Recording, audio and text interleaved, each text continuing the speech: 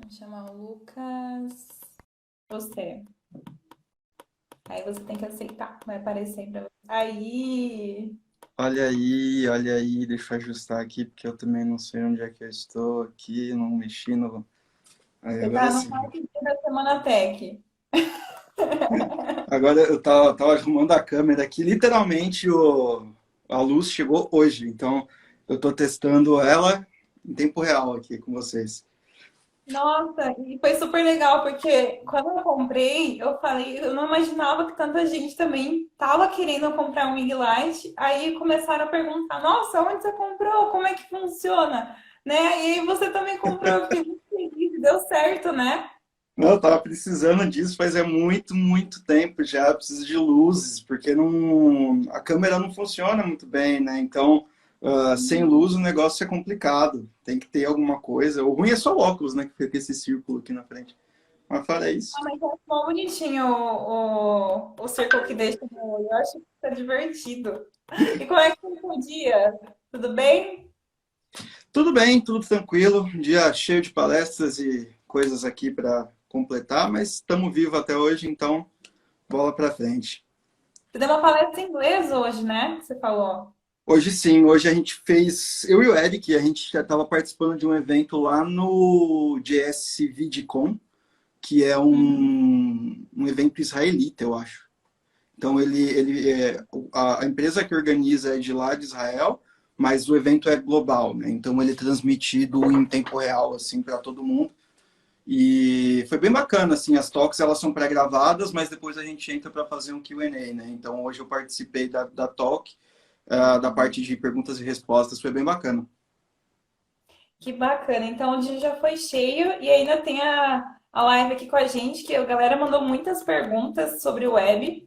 Olha lá, a galera tá falando oi, gente. Oi, a Thaísa tá aí. Lucas Ninja, tive a oportunidade de uma palestra sua no quinto andar. Ó, já tem uma Ah, aí. A galera lembro, conhece o Lucas.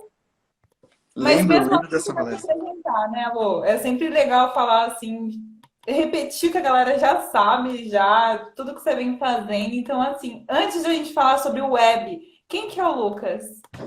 Bom, quem é o Lucas? O Lucas é um designer formado que não se encontrou com designer e com design e acabou indo para a área de desenvolvimento. Eu trabalho com tecnologia desde 2012, mais ou menos, um pouco antes. Acho que meu primeiro trabalho foi já como programador VB 10, eu acho, com Windows Forms. Mas desde antes, assim, desde muito tempo antes, eu comecei a mexer com tecnologia. Acho que desde os 4, 5 anos, eu lembro que eu entrava na. O meu pai, ele mexia bastante com computador, né? Não programação, mas ele usava muito computador. E aí ele sempre me ensinava as coisas e colocava as coisas no lugar e sempre falava para mim como funcionava. Então ele me colocava no colo dele, eu ficava lá mexendo e tal. Isso com 4, 5 anos de idade, né? E é uma lembrança bem forte para mim. Isso acho que foi uma das coisas que mais me fez entrar na área e gostar do que eu estou fazendo até hoje. Assim, eu não me imagino fazendo outra coisa, até que eu brinco que se um dia eu tiver que largar a área de desenvolvimento, eu não faço a menor ideia do que eu vou fazer da minha vida, porque eu não sei fazer outra coisa. Então, é isso, basicamente. Hoje em dia, eu estou trabalhando na Microsoft, sou Cloud Advocate lá, e também estou participando de programas do Google, né, como o GDE, e ajudo a galera nas mentorias. Então, assim, tudo que eu faço tudo que eu sou hoje veio da comunidade, então eu tento devolver o máximo possível para a comunidade também. Então, cara, mentorias que eu faço por aí no Comunap, no comunidades.tech, as coisas que eu publico, os artigos, essas coisas, todos os conteúdos são grátis, todas as coisas que eu quero fazer. Então, eu acho que é uma coisa bem legal para a gente fazer, assim, né? O Lucas é uma pessoa que está sempre aberta a novas possibilidades e a novos desafios e sempre ouvindo o problema da galera para poder ajudar da melhor forma possível, né? Que era o que eu queria também quando eu comecei.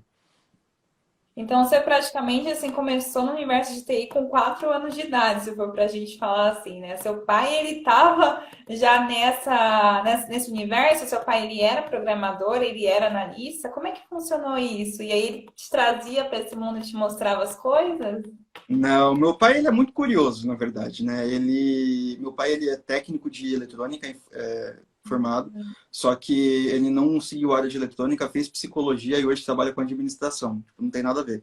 E aí, mas só que ele sempre foi muito curioso e ele sempre gostou de aprender as coisas. Então, na época, pouca gente vai lembrar disso, eu acho, hoje em dia, mas a gente tinha uma locadora, né, de fita VHS. E eu lembro que na época não tinha muita coisa, né? Não era muito comum fazer essas coisas e tal. Então ele que fez o sisteminha da locadora, em Clipper e essas paradas, então ele meio que foi aprendendo sozinho o jeito de trabalhar com tecnologia, né? E não que ele seja um programador, mas ele já mexeu em algumas coisas desse tipo. Só que ele sempre me incentivou a ser curioso, né? E a pesquisar outras coisas. Então a gente sempre começou na programação com um joguinho, né? Eu comecei no Ragnarok, por exemplo. Então, E a gente sempre começa com alguma coisa. Tava falando até com o pessoal, né? Eu comecei a programar com, assim, no Neopets, aqueles joguinhos que a gente tinha, lembro. temas lá, né? E você fazia aqueles sites que tinham aqueles professores que as estrelas seguiam. E foi assim, né? A gente estava brincando e não sabia que por trás tinha o código. Mas eu acho que foi por isso que foi tão fácil para a gente gostar. Porque a gente tinha um propósito que era de construir um site, por exemplo. Mas a gente não sabia que aquilo era um site, a gente não sabia que aquilo era um cursor, por exemplo. A gente só fazia porque a gente queria deixar bonitinho para o nosso pet. Né? Então, acho que isso é talvez seu pai tentou passar para você, né? Que é essa parte de interessante do motivo e pelo que a tecnologia faz, né? O que você consegue construir com ela, né? Acho que isso que é bacana. E Lucas, quando a gente falou sobre web, que a gente ia falar aqui na Semana Tech, muitas pessoas mandaram perguntas, porque tem muita gente querendo se reinventar e querendo começar a programar, de fato, né? E você é uma pessoa que está aí na área há muito tempo, você já você é GDE já na área de Developer Technologies, que você comentou, né? Então Uhum. você Technologies, então você também já foi MVP, mas como entrou na Microsoft, agora você está engajado como Cloud Advocate, que é uma pessoa que está lá sempre falando de tecnologia com pessoas, né? Então é um trabalho muito de comunidade também que você faz. E você deve falar muito de como começar a programar também para essas pessoas, né? As pessoas perguntaram aqui pra gente, o que que eu devo fazer para começar a programar? Por qual linguagem de programação eu devo começar, né?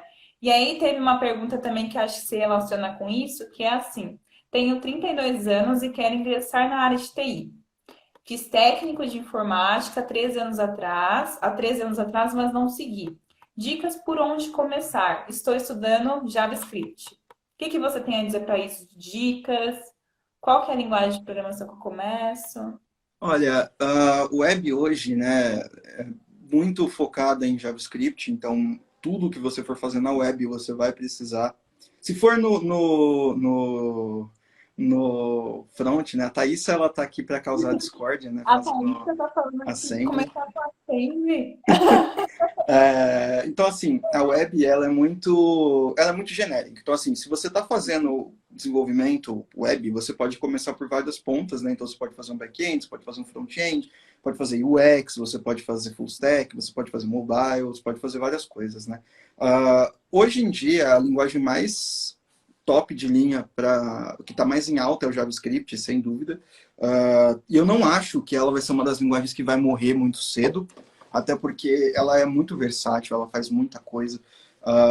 Eu também, a minha linguagem principal é JavaScript, apesar de eu ter começado com VB e com C Sharp.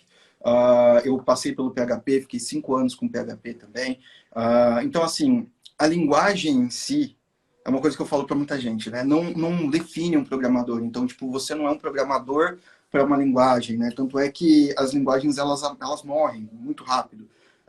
Então, até, sei lá, 5 anos atrás, a gente tinha jQuery, né? A gente tinha o JavaScript e tinha o jQuery, e o JavaScript era tão ruim que o jQuery supria tudo. Então, você tinha programadores jQuery, né?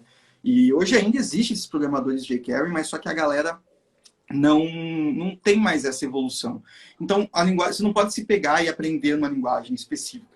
Você vai começar, por exemplo, se você não sabe nada de desenvolvimento, se você começou agora com desenvolvimento, eu aconselho você não pegar uma linguagem dinâmica como o JavaScript, como o Python, como o Ruby. Eu aconselho você começar por uma linguagem mais convencional, tipo Java ou C Sharp, porque essas linguagens, elas são muito antigas, elas estão aí, o JavaScript tem a minha idade, né? Inclusive, o JavaScript fez 25 anos esse maio aqui, acho que faz uma semana.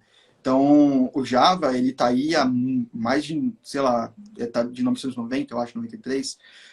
Ele está aí há bastante tempo, o C Sharp está aí há muito tempo também, o VB está aí há muito tempo. Essas linguagens elas estão aqui há muito mais tempo do que as outras. E elas vão te dar um norte muito melhor, por exemplo, para você poder trabalhar com linguagens tipadas, né? Então, por exemplo, você vai entender o que é uma string, você vai entender o que é um número, o que é um float, o que são essas coisas. E algumas coisas que você não vai pegar, por exemplo, no JavaScript ou no Python, porque eles não têm esse intuito, né? O intuito é que você não vá pegar... É verdade, o Python é de 91.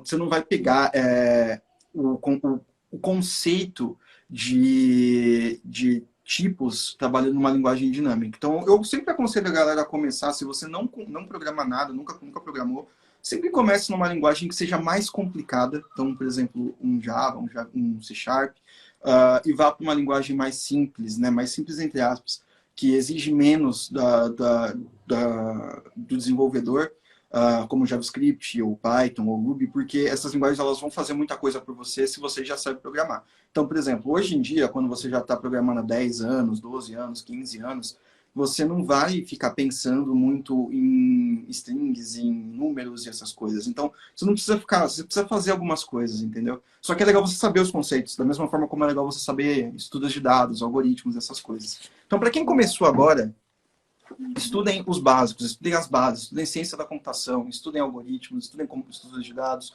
estudem Java, estudem essas linguagens que ninguém quer aprender. Você não precisa seguir essa linguagem, você pode estudar só por estudar. Se você quer aprender orientação a objetos, por exemplo, para mim Java é a melhor opção, é uma das melhores opções para você aprender orientação a objetos. Mas se você está interessado em fazer alguma coisa específica para a web, JavaScript é o principal. Se você quer misturar um pouco para tentar entender o conceito de tipos, JavaScript com TypeScript, né, ou TypeScript especificamente, para fazer essa transpilação. Então, para quem aí, né, a primeira pergunta, né, o que devo fazer para começar a programar, né?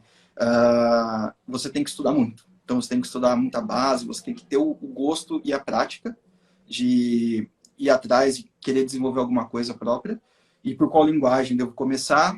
Já, né, linguagens tipadas. Isso na minha opinião, tá? Oi? O pessoal que está comentando.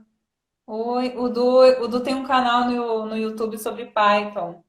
E ele tá falando do Python que é de 91 porque ele também ama o Python, então eu entendi aqui ele falando do Python. O Python, eu acho que ele é uma linguagem muito legal também. Assim, dando os meus 2 centavos aí na conversa, né, que você tá há muito mais tempo do que eu. Eu tava caminhando para ser sênior dentro de C Sharp, né, então assim, eu trabalhei com comecei com linguagens que eu não recomendo que as pessoas comecem, na verdade, como o ASP clássico, sabe aquele JSP, se não me engano, Java Server Pages. isso mesmo. Então, assim, programava no Dreamweaver, sabe? Então, assim, eu não recomendo que as pessoas comecem por isso, porque hoje a gente tem muito mais. Os softwares não demandam mais essas linguagens que, na minha visão, elas não tinham tanta facilidade, assim, para trabalho como a gente tem hoje, né? Fora que. Eu vejo muito pessoal começando nas faculdades, por exemplo. Antes era muito ou C Sharp ou Java que você tinha a primeira linguagem das pessoas, né? Tinha o Portugal antes, né? Que era aquele escreva, leia. Que hoje eu acho legal que tá dando lugar para Python. Então, assim, se eu pudesse falar também, eu colocaria essas três, né? O C Sharp, que eu gosto muito de paixão, né? Foi uma das linguagens que eu mais trabalhei na vida. O próprio Java. E eu acho que o Python é legal pela facilidade que ele tem, né? De você escrever o código. Eu acho isso muito fantástico. E também você acaba depois, se precisar, né? Se a pessoa quiserem seguir a área de ciência de dados, tá muito legal lá, né? Para ela também conseguir, né? Então, eu acho isso muito bacana.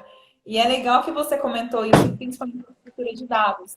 Eu acho que assim, quem está começando em TI também, pessoal, foca muito em lógica de programação e estrutura de dados, que são coisas que as pessoas às vezes vão focar tanto na linguagem, na sintaxe, que eu acho que isso são coisas que a gente adapta. Então, assim, esse projeto está nessa linguagem, tem que migrar para outra. Se você conhece a estrutura do projeto, a estrutura da programação e como que é aquela lógica daquele programa, você consegue transportar isso, lógico, vai ter dificuldades, claro que vai ter, mas a maior dificuldade é de fato, né, você entender a estrutura por trás de tudo isso, que são conceitos que o Lucas falou que são totalmente cruciais, né, Lucas? Eu acho que assim, é muito. É legal, por exemplo, na onde quando eu fazia faculdade, o pessoal começou muito com C, né? C era uma das principais coisas que o pessoal ensinava na faculdade, porque falam que são linguagens de baixo nível, né? Mas eu não recomendo que a galera comece aprendendo C, porque ela vai introduzir contextos tipo ponteiros, né? Que muita gente deixa não dorme à noite por causa de ponteiros, né? Os negócios absurdos, assim, ponteiro é um negócio bem complicado, que não é um negócio simples de entender.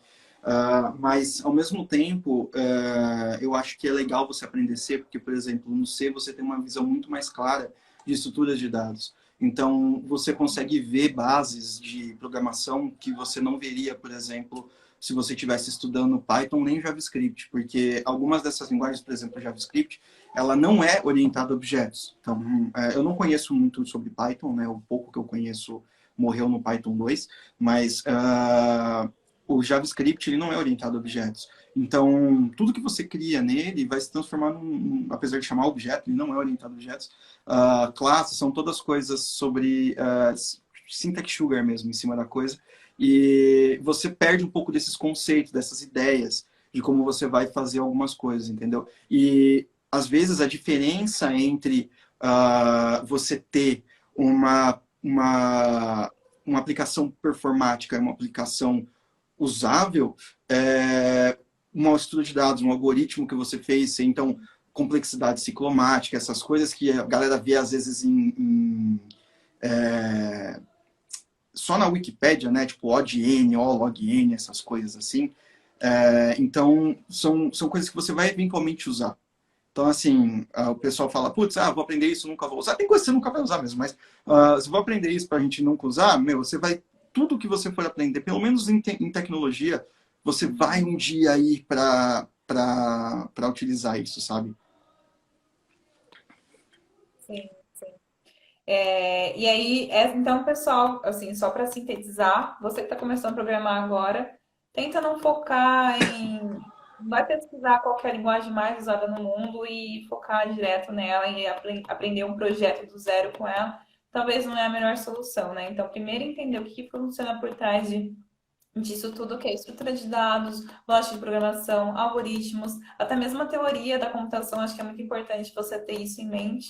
Aí você automaticamente você vai começar a implantar esses conceitos que você viu, aí você vai poder escolher a melhor linguagem de acordo com o que você mais se interessa, né? Então, é mais nesse sentido. E aí, outra pergunta que fizeram que eu acho que é um pouco polêmica, né? Back-end, front-end ou full stack? Que falaram aqui que estão querendo entender como é que funciona tudo isso. Aqui, só para fechar essa daí, tem o Guilherme aqui, falou que qual que é melhor dominar o básico de HTML, CSS, JavaScript primeiro, depois focar no framework. Sempre, cara. Não dependa de um framework para fazer as coisas. Porque, por exemplo, 10 anos atrás a gente tinha MooTools, Backbone, tinha Knockout, tinha um monte de framework. Até, sei lá, mano, 3, 4 anos atrás a gente tinha Angular. E agora não tem mais. Então, assim, tudo na web, tudo é baseado em HTML, JavaScript, CSS, tudo. Então, tudo que você for fazer, no final, vai se basear nisso. Daqui a uns cinco anos, talvez, a gente tenha a WebAssembly, que vai ser muito legal. Mas, basicamente, cara, é você falar de HTML, CSS, JavaScript, é isso. Então, o negócio é que... Se você for falar, eles usam o JavaScript como base, né? Então, assim, você sabendo JavaScript como base, você vai ter que implementar esses frameworks. Você pode ter que implementar sim. Só que, assim, a mudança de um para o outro, para quem conhece JavaScript, é muito menor, não é, Lucas? É muito menor. Não, totalmente. Às vezes você trabalhar com React, por exemplo, de React para Vue, você vai ter Se você já souber bastante JavaScript, você vai ter uma curva de aprendizado muito pequena. Porque o React é muito forte no JavaScript e o Vue é muito forte em outras partes, né? Você praticamente não coda em JavaScript no ele é muito próximo do template, né? Do Angular, do próprio do Angular 1. Então, eu acho que são coisas, casos e casos, mas HTML, CSS, JavaScript vão ser coisas que vão estar sempre presentes. Então, aprenda muito isso, é muito mesmo. Não tem muita coisa para você aprender sobre HTML, mas CSS e JavaScript é essencial. Você precisa...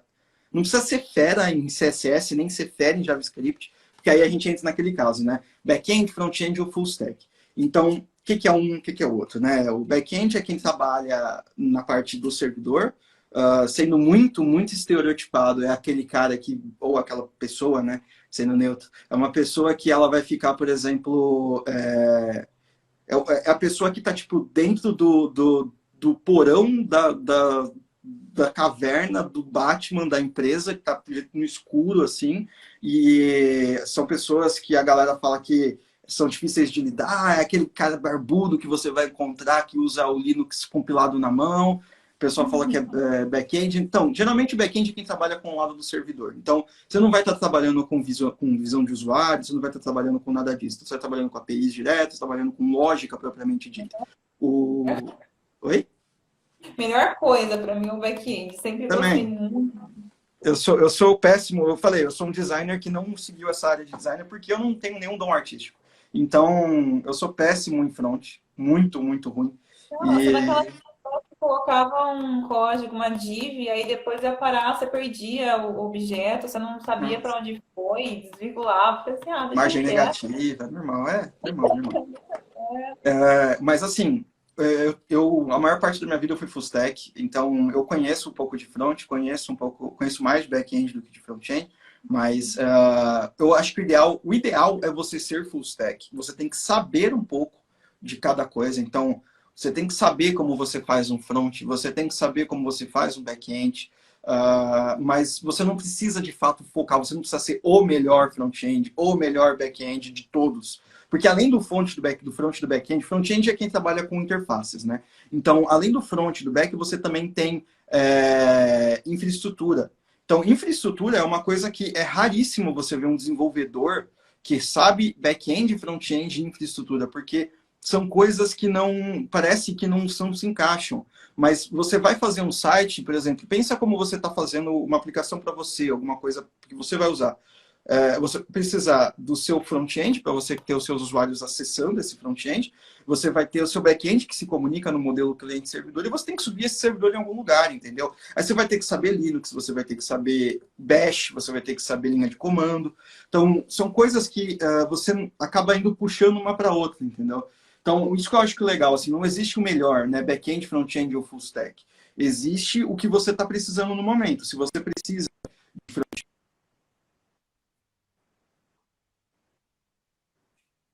apesar de que se me oferecem front-end, eu tento com todas as forças negar e fazer outra coisa. Mas se não tem jeito, a gente tem que seguir. Então é isso, entendeu? E o jeito é deixar mais fácil possível. Então aí você usa frameworks, você usa coisas que você já está acostumado, né? Então como eu comecei, não tinha Vue, não tinha React, não tinha Angular, não tinha nada disso. Então a gente fazia tudo na mão. Então era jQuery e Bootstrap, né? Alguém falou do Bootstrap aqui, mas era O jQuery e pessoal tá Bootstrap. comentando aqui. Comentaram aqui que o Bootstrap foi a melhor coisa aqui. Deixa eu até ver o comentário que eu achei super engraçado. Para não ficar mais fazendo CSS. O Gabriel tem um ponto, né? Margem Sempre fui negativa, péssimo. quem nunca? Quem nunca, não é, gente? Meu, Atire a primeira pedra. Quem acho que nunca? a pessoa que conseguiu centralizar verticalmente as coisas no CSS é um deus. Porque é muito difícil fazer isso. Hoje está um pouco mais fácil, mas nossa, era muito difícil fazer esses negócios, jogar label, aumentar height, não sei o quê. Aí você aumentava, aí o site desconfigurava tudo, aí você tinha que voltar. Nossa, cara, foi vários Ajudou dias. muito, né? Nossa, era sofrível. Pessoal, antes da próxima pergunta, eu vou pedir para vocês coloquem aqui se vocês programam, qual que é a linguagem que vocês usam, porque a próxima pergunta vai ser bem exatamente sobre isso, ó. Qual é a melhor linguagem de programação para quem quer ser full stack? Node ou .NET? Essa é legal. Node ou .NET e por que Node, né? Cara, assim, eu sou programador Node.js, eu já fui programador .NET. Mas eu acho que hoje em dia o Node é o omnichannel das coisas, ele está em todo lugar. Tudo que você usa tem Node no fundo. Então, por exemplo, você vai usar .NET, você vai usar Node. Então, você tem front-ends com ASP feitos em .NET, com ASP.NET, feitos, né, usando o .NET, framework .NET, que você builda coisas com Node. Então, o Node, ele, apesar de ele não ser o principal, ele vai estar disponível, ele vai estar presente na sua vida. Ele é o que nem o pai do Chris, sabe? Quando você menos esperar, ele vai estar lá. E ele vai estar olhando por você. E geralmente, se você tiver. Geralmente, quando ele estiver lá, vai ser o Webpack. E aí, quando tiver o Webpack, ele vai bagunçar todo o seu projeto. Mas aí você vai estar. Graças a Deus que você estava com o Webpack e você não estava usando o Grunt, por exemplo, ou o Gulp, entendeu? Mas hoje em dia, na minha opinião, o Node é a linguagem, mas não por causa do JavaScript, não por causa do Node em si, né? É mais por causa do JavaScript, ou oposto. Porque o JavaScript está em todo lugar. O JavaScript ele está disponível para você fazer o que você quiser, quando você quiser, aonde você quiser. E eu acho que é a melhor a linguagem. Isso vai ter uma galera que vai brigar muito comigo por causa disso, É mas assim, gente, eu muito também. pessoal, né? Depende muito das É, experiências que cada um teve também, né? total, mas assim, é uma coisa que assim, ó, eu sou programador JavaScript há mais de 5 anos e eu acho que o JavaScript é aquela linguagem que você pode codar primeiro e aprender depois. Não tem essa, tipo, você não tem, porque ela é muito simples. O Python é a mesma coisa, você pode codar primeiro e aprender depois. Você não precisa ser uma pessoa que está lá vendo aquele negócio por anos para poder aprender, entendeu? O C Sharp e o Java são um pouco diferentes, entendeu? Para você printar alguma coisa no Java, você tem que escrever tipo uma classe. Aí system out print ali, tem o famoso public static void main, né? Então, de onde vem o meu Instagram, meu Twitter, eu era programador Java. Então, você tem lá o string out. Quem vai descobrir isso, cara? E aí, para você rodar, você tem que colocar a classe, compilar. Vixe, não é simples, entendeu?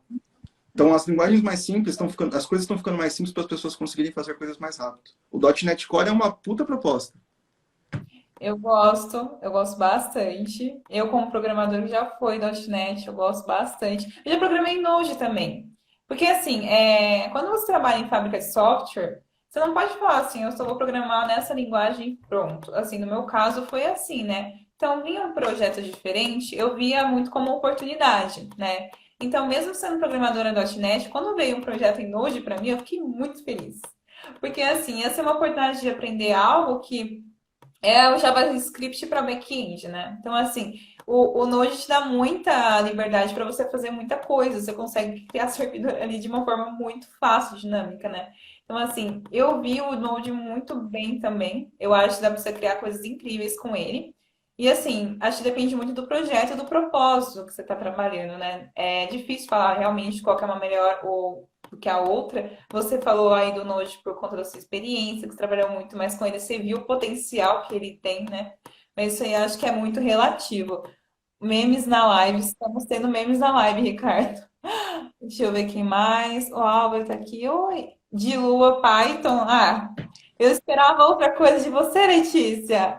PHP e JS, já programei também com as duas. PHP já programei bastante também. PHP salvou muito, pagou muitas contas. É muito bom WordPress. PHP. Tem muita gente programando em PHP e ainda eu acho que é uma linguagem que tem muita força no mercado. O PHP é .NET C excelente. PHP é excelente. Python, uso .NET, mas eu gosto de Node. Essa sou eu na vida. Acho que depende muito do que você está fazendo, mas .NET, PHP, Java e Python. Já mexi com tudo. Também sou eu na vida.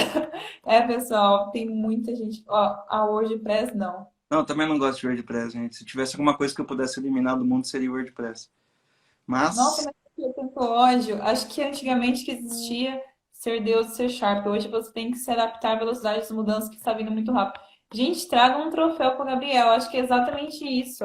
Não tem isso de você ser o. Eu acho que assim, se você se denota por uma linguagem, você tem que tomar um pouco de cuidado com isso, né? As coisas são mudam muito rápido, então você não pode se restringir apenas a isso e ponto, né? total, assim, você não pode. Foi aquilo que eu estava falando para uma galera esses dias. Você bater e ficar brigando por linguagem é como se você. Imagina o seguinte: uma linguagem ela é uma ferramenta, que nem um alicate, que nem um martelo. E aí você está brigando com outra pessoa por quem tem o alicate mais legal.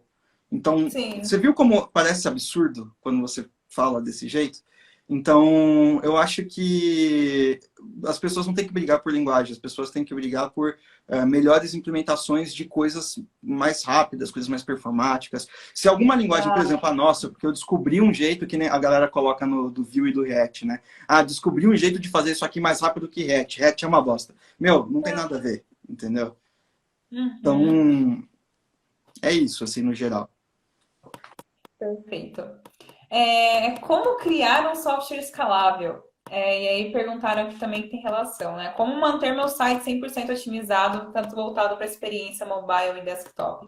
Quais são as principais coisas que devo observar e corrigir? Isso perguntaram também, voltado para a parte de UX, né? Então o Thiago respondeu super bem aqui, voltado para a área dele, obviamente, colocando todas as questões que ele estudou. E aí para a web é diferente, né? São outras práticas que a gente aplica, né? Como que vai funcionar isso, Lu? Total. É, o... Eu só vou comentar uma coisa aqui, ó, o Me Chamo Gal, ele colocou que o futuro é COBOL. E assim, ele não tá errado, porque a galera que sabia COBOL não tá. A galera provavelmente já morreu, né? É muito antiga essa linguagem, o pessoal não tem ninguém para manter. Então, os bancos e empresas muito grandes estão usando COBOL e estão formando novas pessoas para aprender COBOL e estão pagando muito bem. Então, provavelmente sim, o futuro é COBOL. É... Então, é assim, né? Estamos nessa. Mas vamos lá, para como criar um software escalável, né? Escalabilidade, ela tem várias coisas. Eu tenho uma história incrível do pessoal que já morreu, é uma história que um dia eu conto em Meu outra live. Deus. Não, mas é engraçado porque COBOL é uma linguagem, para quem não conhece, bem antiga, bem mesmo antiga. Então, muitos softwares de bancos, principalmente, foram construídos em COBOL. E eles não vão migrar isso para outras linguagens mais recentes, porque é um puta de um trabalho e está funcionando muito bem, né? Então, para que gastar tanto esforço nisso, né? Sim. História que você comentou aí, que você falou que é muito boa, que eu realmente tenho um pouco de medo. A gente tem algumas pessoas aqui que estão falando de memes, tenho um pouco de receio, Lucas. O quê? Eu tenho um pouco de receio dessa história que você vai falar. Como que Não, é? eu tenho uma história muito boa disso, que, em suma, era tipo assim, tinha um sistema que a gente estava implementando e eu precisava do acesso num computador da empresa, e aí ninguém queria me dar o acesso e eu descobri por que não queria me dar o acesso, porque o cara que cuidava do sistema morreu, e aí ninguém tinha a senha do computador do cara, e ninguém conseguia acessar, só que era o sistema que rodava na empresa inteira. E aí eles estavam colocando o PC do cara, eles reformaram um banheiro inteiro para ser a sala do servidor do cara. E aí ninguém podia entrar no lugar. Eu lembro o nome do infeliz até hoje, chamava Seu Jairo, o cara que morreu, né? Aí ele deixou lá o servidor e ninguém conseguiu usar nada. Então, tipo, a empresa inteira parou por conta do cara que deixou a coisa lá e nunca mais, né? Ninguém conseguia dar suporte a nada do que estava escrito lá. Aí os caras estavam reescrevendo tudo. Então, assim, gente, acontece. São histórias de consultoria e essas coisas acontecem. Entendeu? Mas, assim, voltando Né? aqui a pergunta, como criar um software escalável, né? Um software escalável, ele tem diversas... Escalabilidade tem diversas visões. Pode ser, por exemplo, escalar para... Oi? Tô lembrando da história ainda, tô lembrando da história. Lembrar, escalabilidade tem, por exemplo, várias visões, né? Então, você tem a visão da pessoa que está trabalhando em infra e você tem a visão da pessoa que está trabalhando em dev, né? Então, a visão de um software escalável para uma pessoa de infraestrutura é um software que ele seja performático o suficiente para consumir pouco recurso. E você conseguir escalar depende muito mais do que a performance. Então, por exemplo, eu gosto muito de infraestrutura, né? Eu já trabalhei como infra em várias empresas. Então, a coisa é o seguinte, basicamente, quando você está trabalhando com infraestrutura, você não quer criar estados fixos, né? Então, você não tem, por exemplo, antigamente a gente salvava a sessão em banco de dados, salvava a sessão em cookies, né? Quem lembra daquele famoso session start do PHP, né? Que criava um arquivo dentro do computador. Isso é um inferno para quando você está trabalhando em escalabilidade, porque imagina o seguinte, quando você tem um computador, né, uma máquina, uma VM, que está rodando a sua aplicação e você tem que escalar ela horizontalmente. Então, você vai duplicando as VMs, lado a lado. E você precisa de um balanceador de carga para poder rotear essas requisições. Se todo mundo que estava logado na tua máquina, na tua aplicação, tem uma sessão que fica guardada na máquina, você não pode jogar as sessões dessas pessoas para outros lugares. Você tem que jogar sempre para a mesma máquina. Isso que a gente chama de sticky sessions, né? Isso é uma droga, porque isso pesa na escalabilidade de uma forma grande. Então, hoje, o que eu falo assim, como fazer um software escalável? Não guarde estados. Então, assim, não armazena a sessão, não fica dependente de banco. Seu software ele tem que ser automaticamente, isso para todo mundo que desenvolve, tá? Seu software ele tem que ser autossuficiente, ele tem que subir, ele tem que entender quando ele pode rodar, quando ele não pode rodar, quando ele não puder rodar, ele tem que avisar que ele não pode rodar e ele tem que continuar em pé. Ele não pode crashar e matar todo mundo, ele tem que falar que ele está funcionando, ele tem que falar quais são os problemas, ele tem que saber aonde ele está no ar, né? Então, no Node isso é muito simples de fazer com web servers. Em PHP é muito fácil de fazer isso também, porque você tem uma noção muito mais próxima do web server do que outras linguagens, né? Então você tem uma visão muito mais rápida. E para front, né, no caso do front-end, que fala, né, como manter o meu site 100% otimizado, né, você tem que... Para front-end, o principal é tamanho, é espaço. Então, você precisa comprimir o máximo possível. Quando você está trabalhando com web, você tem que ter uma noção, principalmente aqui no Brasil, que a internet não é melhor em todos os lugares, né? Então, existem lugares aqui, por exemplo, no Brasil, que nem tem internet. Então, assim, você tem que ter uma noção que às vezes a pessoa que está utilizando o teu site, que está usando o seu app, ela vai ter um celular ou não vai ter um celular e vai ter uma internet de 3K por segundo, entendeu? Então, você tem que fazer o negócio o mais rápido possível. E para você ser rápido, você tem que ter uma aplicação muito pequena. E como você faz isso? Bom, remove espaço desnecessário, espaço em branco, conta em aplicação, principalmente JavaScript, conta em aplicação. Quando você está falando com C# ou com Java, isso não faz tanta diferença porque eles compilam isso aí por uma linguagem de máquina, por um bytecode. O JavaScript não, Python também não, por exemplo, que você tem espaços em branco e esses espaços contam no arquivo, no espaço do arquivo, né? E aí você minifica o JavaScript, minifica o HTML, porque não importa a ordem que as coisas estão colocadas lá, entendeu? No HTML importa, mas não importa a indentação. Você pode escrever o jeito que você quiser. E isso é importantíssimo. Então, você corta espaço, tira a variável tamanho grande. Os minificadores fazem isso já muito bem. Reduzir o máximo possível que você conseguir de tudo. Usar HTTP2. HTTP2 é um protocolo muito bacana, uma evolução da HTTP que devia ser o padrão. Acessibilidade também importa. Você tem que fazer, por exemplo, o HTTP2 ele permite que você faça várias requests numa mesma pipe, né? Então, em vez de você fazer são 6 requests simultâneas que um browser faz, ao invés de você fazer 6, você faz uma única request grande, passa tudo por lá. Você pode solicitar futuros scripts que você vai baixar também pelo próprio servidor. Então, a acessibilidade importa bastante também. Ser um site com 100% utilizável, tanto em mobile quanto em computador, quanto qualquer coisa. Aí você precisa ser muito bom em CSS, mas você tem que ter uma acessibilidade bacana, saber leitores de tela. Isso daí, cara, tem o Magu, acho que ele fala muito bem sobre isso. O Magu é o Alexandre Costa, tá? Ele fala muito sobre isso, ele é deficiente visual, ele manja demais de acessibilidade, de visão de tela. Ele tem várias palestras muito boas sobre esse tipo de assunto. Vão falar com ele, vão conversar, vão procurar esse cara, saber quem é esse cara, porque vale a pena você entender o que é o A11Y, né, que é o Accessibility. Comprimir imagem também é muito bacana, é um negócio legal. Ter várias imagens para tipos diferentes de dispositivos. Então, em vez de quando você vai servir num celular, você não precisa servir uma imagem 4K, porque o celular é desse tamanho. Então, você pode servir uma imagem pequena e ela vai se comportar como uma imagem HD. Entendeu? Então, é tudo uma questão de resolução.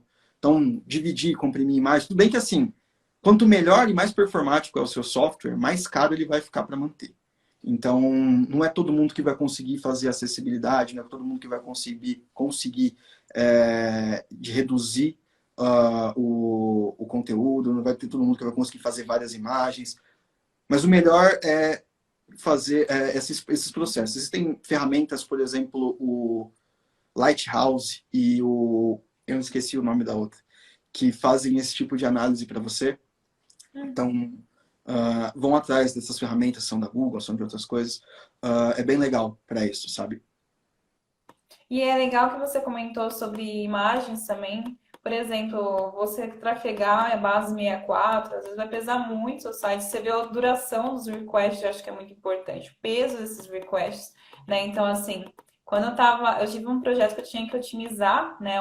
Um site que estava demorando muito para carregar, e isso estava danificando a experiência do usuário, né? Então, você fazer coisas simples como, sei lá, ver um F12.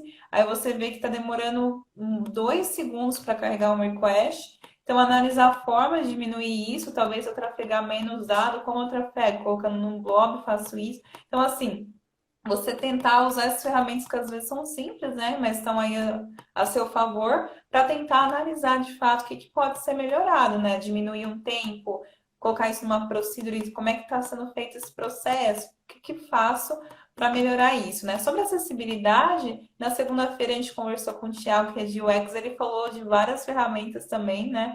Inclusive a parte do Walsh, que a gente estava discutindo, né? Aquela propriedade de imagens, né? Tag de imagens HTML, que é sempre muito importante a gente colocar ela, né? Usar ela O Alt, justamente. né? Hã?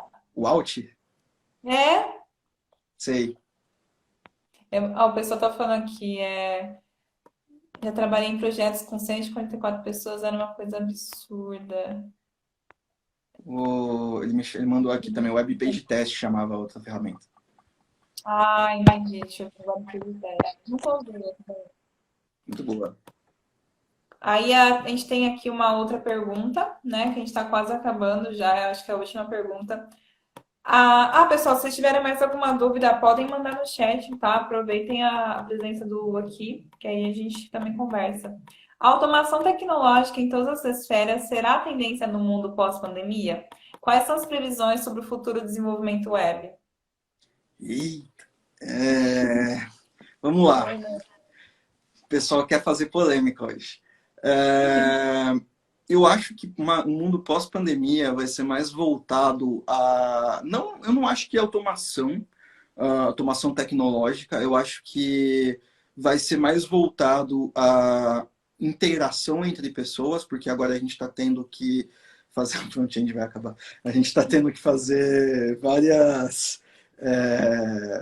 Eu não vou conseguir pensar até falar isso, mas tem um site que chama o Frontend Acabou, acho que é .com.br, que ele vê se o front-end já acabou ou não. É muito bom, é muito bom. Entrem lá. Enfim, eu acho que vai ser um mundo muito mais conectado em relação, por exemplo, ao o que antigamente todo mundo falava que não podia ser feito em home office, o que não podia ser feito remoto, a gente foi meio que forçado a fazer e forçado a provar que isso podia funcionar. Então, eu acho que é importante no futuro, né, depois da pandemia, depois que isso passar, as pessoas vão estar muito mais em casa. Então, acho que muita gente não vai voltar a fazer trabalho de escritório. Eu mesmo não vou voltar a fazer trabalho de escritório, porque eu posso fazer todo o meu trabalho daqui de casa e é normal e funciona muito bem. Até melhor do que no escritório. Então, eu não acho que vai ser uma questão de automação tecnológica, mas vai ser uma questão de integração tecnológica. Eu acho que as pessoas vão estar muito mais perto e muito mais focado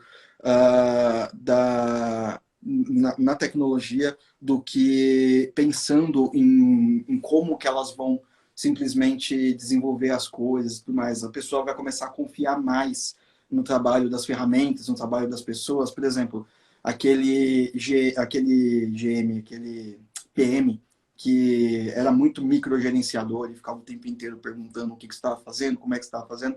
Depois da pandemia, isso vai se tornar muito desnecessário, porque a pessoa vai começar a confiar nas ferramentas que elas estão usando. Não dá para você fazer daily com todo mundo, todo dia, e essa daily ser completamente certinha, sabe? As dailies, elas vão fazer flutuações, muitas vezes não vai dar para colocar. É difícil, ainda mais quando você trabalha com times globais, é muito difícil agilizar a time zone. Então, assim, galera, as ferramentas estão aí, a galera vai usar e confie nas ferramentas, entendeu? Não é porque elas estão aí que você tem que ir lá e ficar mostrando que você tem que ficar por cima, né? Principalmente para os PMs de aí de plantão.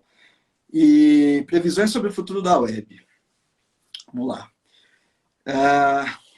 Eu acho Aí agora o pessoal aí, sei lá, né? Quem quiser, abram aí suas opiniões também.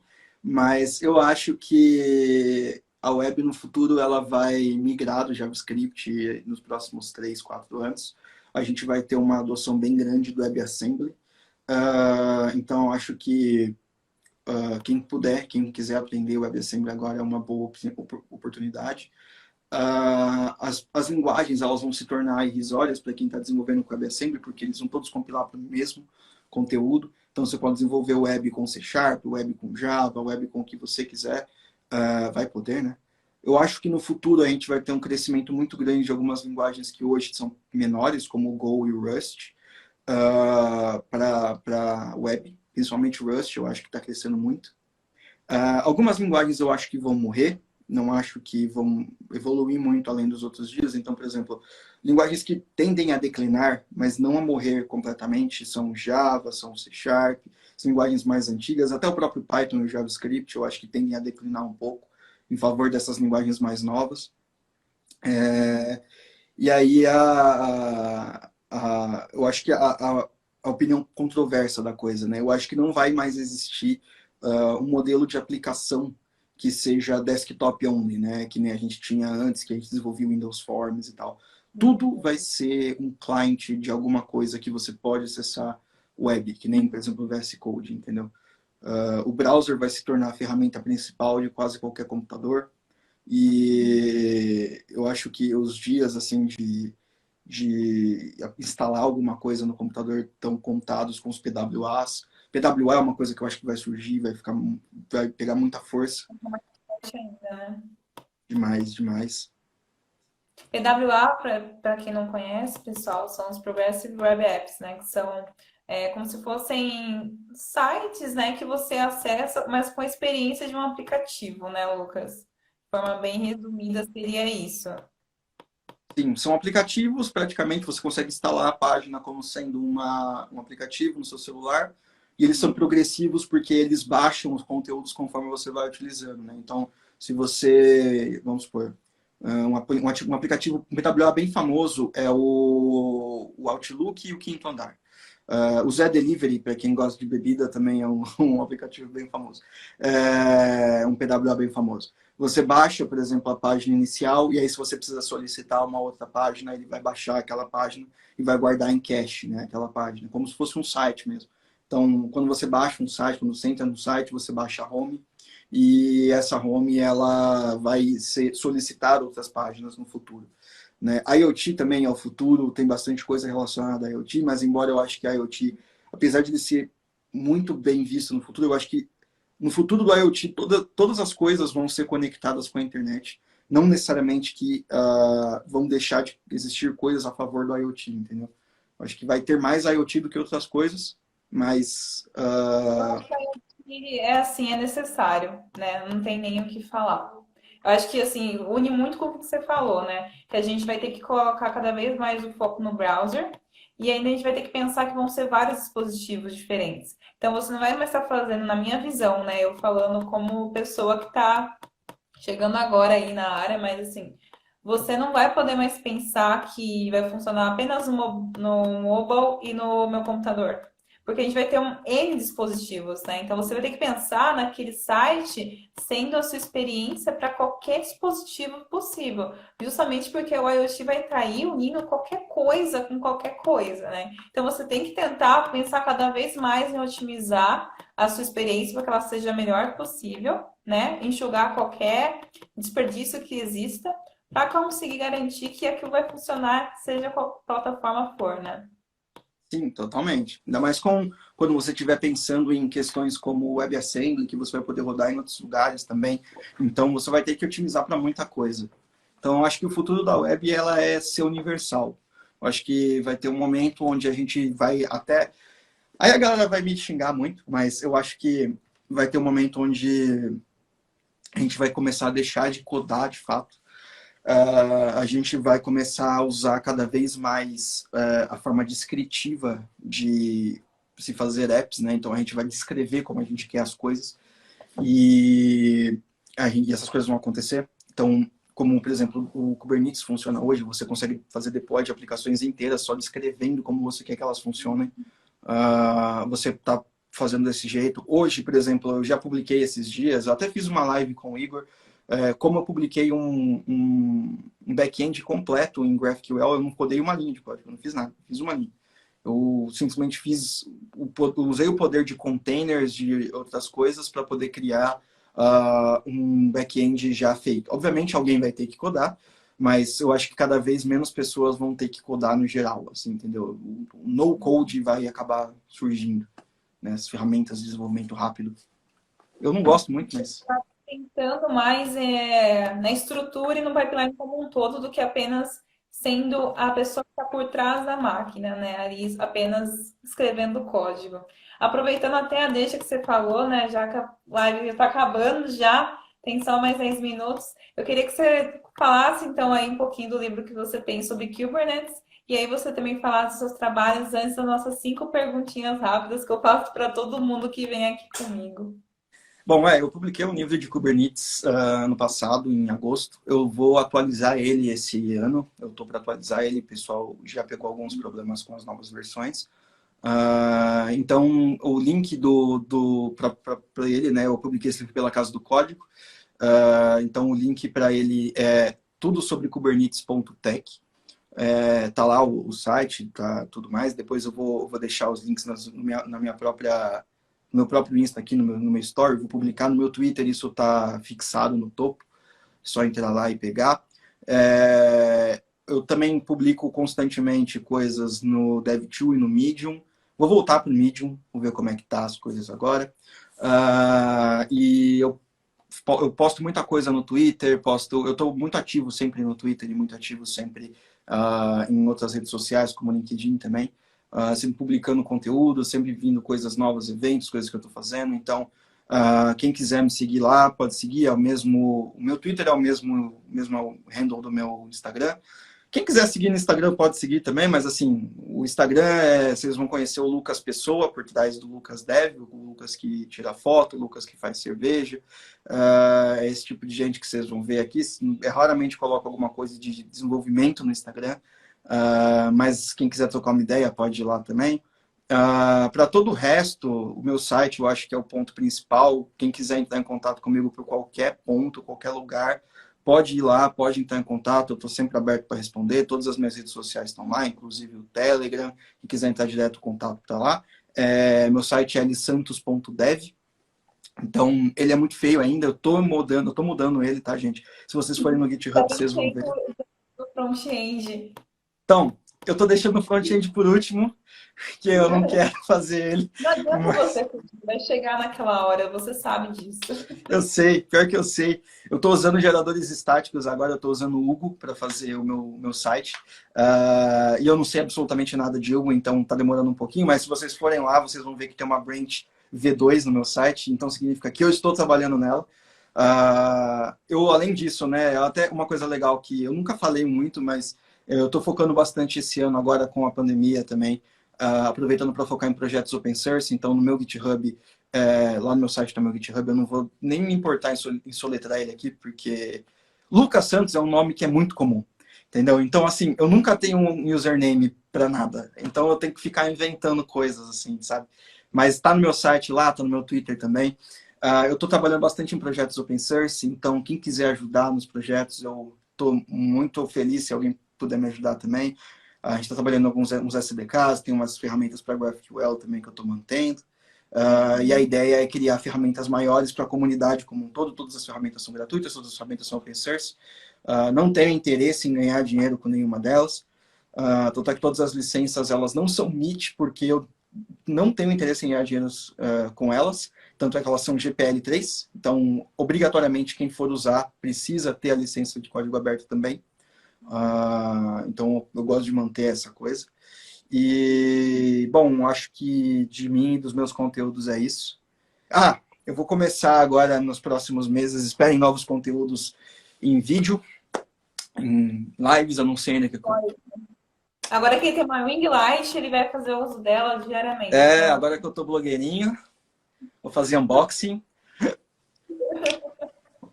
Beleza. Pessoal, então, ó, aqui também sigam. Vocês viram algumas piadas hoje também. Então, assim, além de cerveja, de dia a dia, lifestyle developer, a gente também tem cerveja, tem piadas, né? Então, fiquem aí com várias redes sociais, o Lucas, e continuem vendo ele por todos os lugares que ele está. 5 perguntas agora, é papum, não dá pra pensar, tá? Um livro, Fundação, Isaac Asimov. um filme, Interestelar. uma música, Uma música. Uma música. Meu Deus, gente. Rose Tattoo do Dropkick Murphys. uma palavra. Deve.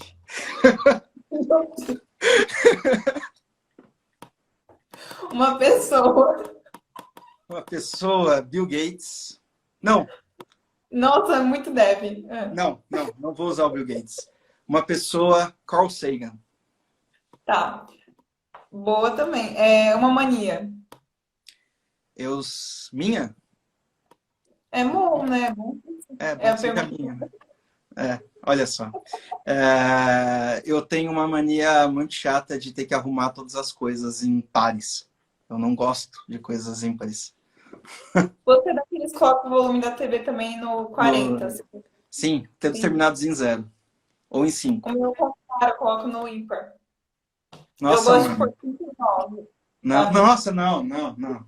A gente precisa se encontrar, vamos 21 e 37. Não sei por quê. Um É, sonho. ué? Um Oi? sonho. Um sonho? Eu tenho um sonho de sair daqui do Brasil e fazer uma viagem de carro até o Alasca. Tipo Into the Wild, né? Aquele filme lá. Isso. Pegar um motorhome. Eu já achei até 3 loucos para fazer isso comigo. Pegar um motorhome, descer de carro daqui de São Paulo até o Alasca. Parece que demoram 6 meses. Vamos ver se eu consigo fazer isso. Quem quiser, inclusive, tamo junto. Vamos fechar Ó, o esse pessoal falou bonde. aqui, ó. O Max falou, belo sonho. Pessoal, filmaço. Deu certo aí. Eu acho que sua. Tá batendo aí suas respostas com a da galera. Lu, tá acabando então. Primeira live que eu consigo terminar a tempo, de tanto que a gente conversa e bate papo tão legal aqui com a galera. Muito obrigada por ter aceito o meu convite. Acho que a galera também deve ter aprendido bastante. Depois mandem feedbacks, pessoal. Sigam o Lucas. E é isso. Muito obrigada, gente, por todo mundo que estava aqui com a gente. Para você, Lu. Valeu, muito obrigado pelo convite. Espero ter outras lives dessas. Sempre que puder, pode me chamar. Sempre que quiserem também. Eu não vou prometer fazer live no Instagram, porque, como eu já falei, meu Instagram é muito pessoal. Eu posso fazer uma live fazendo cerveja. Acho que vai ser uma coisa interessante. Vocês gostariam? Aí, ó. Fazer uma Dev Beer. Aí depois dessa pandemia, a gente faz uma livezinha, faz um challenge. Aí quem ganhar vai levar a Dev Beer para casa. Mas, enfim, muito obrigado pelo convite. Foi muito legal, muito massa. Espero ter outras no futuro e espero que todo mundo possa aí te dar alguma coisa. Perfeito. Fazer uma Neve Beer open source, né? Cada um contribui um pouquinho e toma um pouquinho. Acho que. Tchau, pessoal. Tchau, gente. Até mais.